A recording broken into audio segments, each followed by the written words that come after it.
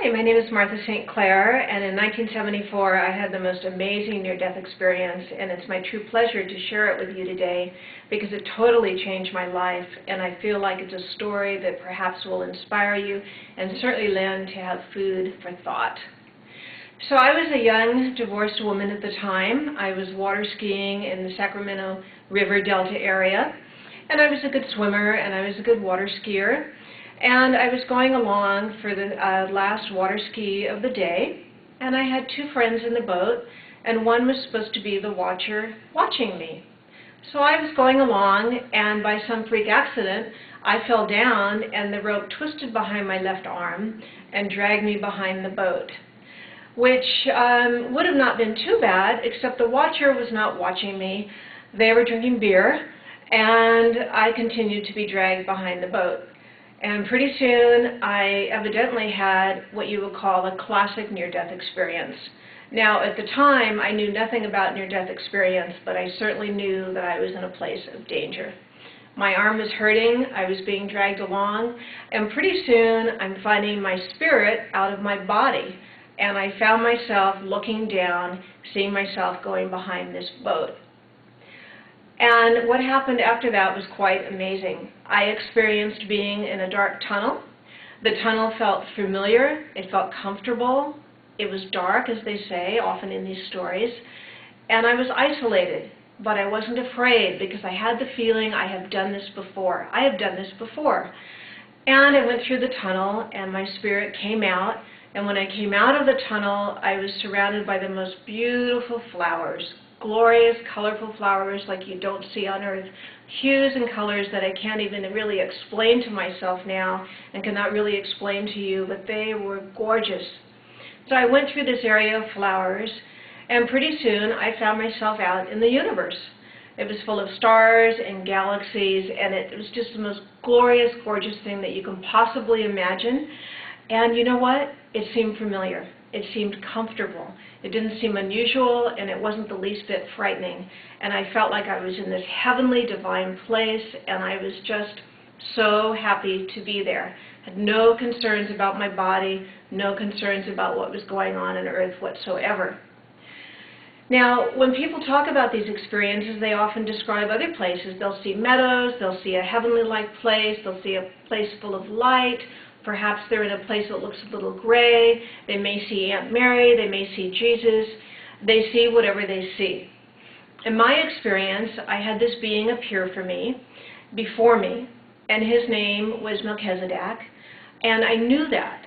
And when you're in this heavenly space, you know things by thought processes. You know what each other is thinking, and it was simple and natural and wonderful. And he was beautiful. He had big blue eyes, he had a beard, a gray beard, he had like a turban around his head, he was dressed in gold and velvet and green, and he was gorgeous, and I felt like I knew him forever. And he looked ancient and young at the same time. And he said to me, "Are you ready to come?" It was just simple as that. And in that moment, I remembered that my soul chose to come to earth. I remembered where I was before I was born. I remembered that all of our souls choose to come here, that this is a wonderful university, that we're not here by random accident, we're not here as victims, that we come here to choose, to study, to learn, and to grow. And that on some level, this is like a wonderful theater. It's like a big university, we all play our part, and when our time to go comes, we leave.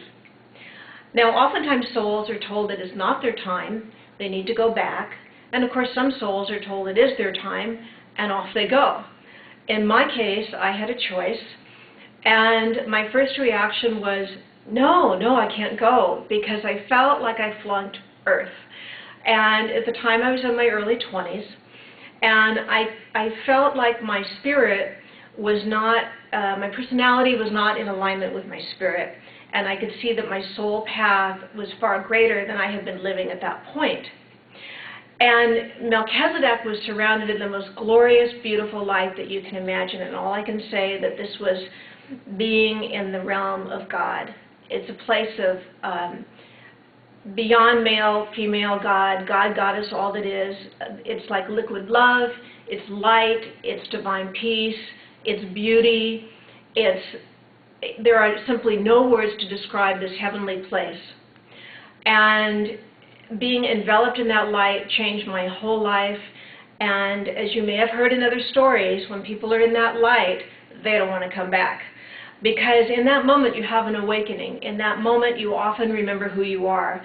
You remember so many things, and you have access to divine knowledge, and you have access to all the mysteries of the universe. And in my case, I saw that there's a divine plan for Earth.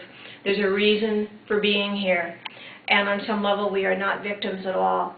And God loves us eternally. There is no final judgment. And when you're in that light, you see who you are completely. You see your flaws. You see your gifts. And you judge yourself because everything is reflected back to you. There's so much more I could say about that, but my main purpose in sharing this with you is to tell you that there is no reason to fear death. You cannot die. The body dies, you lay down the body, your spirit goes on, you simply cannot die. And so you have so much to look forward to, and it's important to know, I believe, of this consciousness, because consciousness attracts consciousness. Now let me share with you some other things briefly that happened while I was there. I saw a beautiful temple of light. It was surrounded in gold. I could see gorgeous colors around it, and I could see through the temple that there were beings that were studying in white robes and studying and learning, just like we would here, and they looked just like us. I could also see that there was a border of light, and I knew I could not go past that place, or I would be sucked into this wonderful light, which was my true home, and I could not come back here. Also, Melchizedek helped me to make my choice whether I was going to stay or not. So the first reason I chose to come back was I could see that I had some maturing to do spiritually. I could see I had a life purpose. I could see that all souls have a life purpose. And I also chose to come back because I wanted to be with my son. Now, I know oftentimes that children lose parents. I lost my father when I was very little, and it may seem like there's no divine plan to that, and it's very painful when we lose a loved one. But I want to share with you that I could see there's a higher purpose to all of this, and we each can accept that perhaps in our own time. I also could see that I didn't want my friends to suffer and to have the guilt that they would feel if I were to die, and I was able to see that that would happen. So the story is much longer than that, but in the interest of time, I hope that my story gives you some inspiration and some peace, because we are in a great place of transition on the earth. We're rising into a whole new dimension. We're really ascending our spiritual bodies on earth, and it's no accident if you're living now, no matter how hard your life may be. You are on earth, you have a purpose, and we are here to co-create heaven on earth. We are here to share and to heal each other into the light. And so if I'm connecting with you today, I just want you to know that you're a beautiful being of light. You're a true soul that comes from another place. This is far beyond religion or mumbo-jumbo semantics or anything else.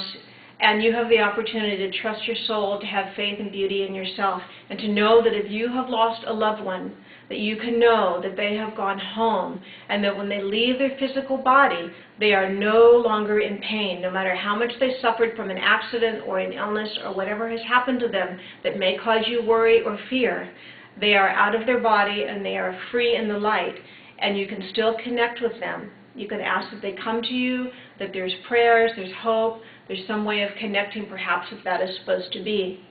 Lastly, in closing, I'd like to share with you that this is my joy in life to do this. I do lecture on near-death experience. I do counseling. I'd be happy to just connect with you in any way that I can help you, because I know what it's like to feel separate on earth, to feel alone, and I know that we have a divine spiritual family, and we are all one. No matter what race, what sex, what station you are in life, we are one, and it's time to let go of spiritual amnesia, to remember that we are in this together to love Mother Earth and each other. Thank you.